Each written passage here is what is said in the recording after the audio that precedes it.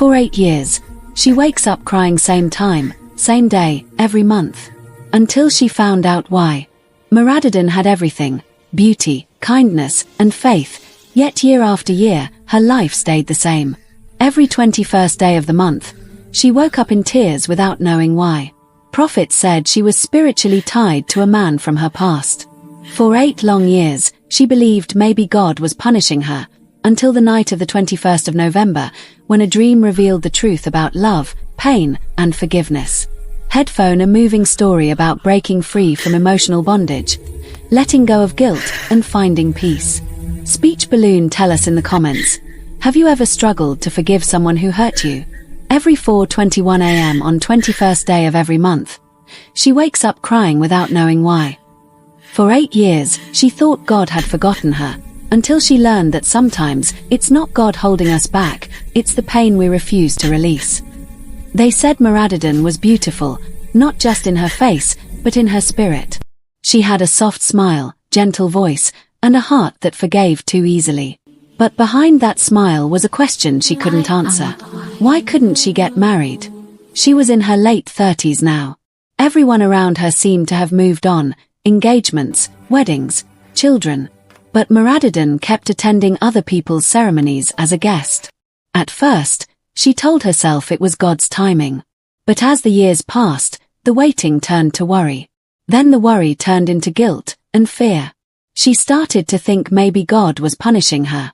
For the times she and Io had shared stolen kisses behind her parents' house. For the promises they made that they never kept. She thought maybe she was reaping the price for loving too deeply. For trusting too quickly. But there was another fear, one that chilled her more than anything else. She had seen this pattern before. Her father's younger sister, Auntie Ade, never married. Her mother's younger sister, Auntie Jane, was 54, still single, still waiting. And among her cousins, 4 of them had children out of wedlock. No husbands. No stable homes. Just women trying to raise their children alone. It terrified Moradedun. She would lie awake at night, staring at the ceiling, whispering, "God, please, don't let this be my story too."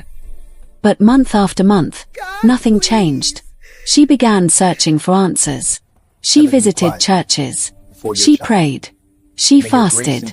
She met prophets and priests. But strangely, they all said the same thing. You are tied to someone from your past. There is a man whose spirit still holds yours. Until you release him, you cannot move forward.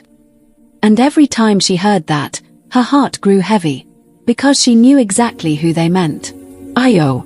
Io was her first love, her everything. He made her laugh, called her his heartbeat, and promised to love her forever. He proposed to her on the 21st of June, under the old mango tree behind her parents' house. That day felt like the beginning of forever. But forever ended sooner than she ever imagined. A few months later, she discovered Io had proposed to another woman. No warning. No explanation. Just silence. That night, she cried until her pillow was soaked. And when she finally slept, she dreamed of him, standing far away, calling her name. She woke up shaking. And she cried again. The next month, the same dream. Then again the month after that. Every 21st day of every month, for 8 long years. She saw him. Always the same dream. Always the same sadness. She said she forgave him, but her heart had never let him go. She lived her days in peace and her nights in pain. Every 21st, her tears came like clockwork. Then, one cold night in November, the 21st of November, to be exact, she came home from another prayer meeting. She was exhausted. She fell to her knees and whispered, "God, please. I don't want to cry again. Help me." That night, she dreamed again. But this time, the dream was different. She stood in a wide, empty field. The sky grey, the air still. And there he was, Io. He looked exactly as he did years ago. Between them was a silver chain linking their wrists together. "Io," she whispered. "Why do you keep coming to me?" He looked at her gently. "Because you never let me go." Tears rolled down her face. "You hurt me.